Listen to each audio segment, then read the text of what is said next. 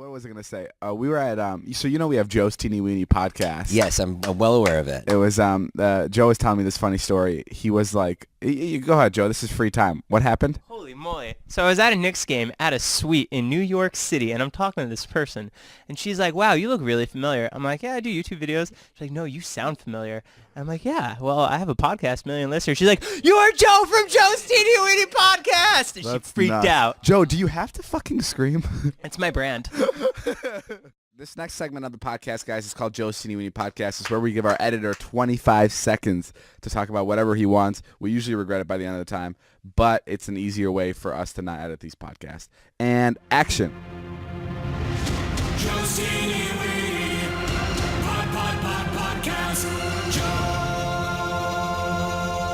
What's up, weenies? It's your boy JV from the JTWP here on the Views Podcast. Now, Jason, I don't really have much planned this week. Oh, here, I'll cover it for you. You got it? Yeah, I'll cover it for you. I'm doing stand-up in Irvine That is not...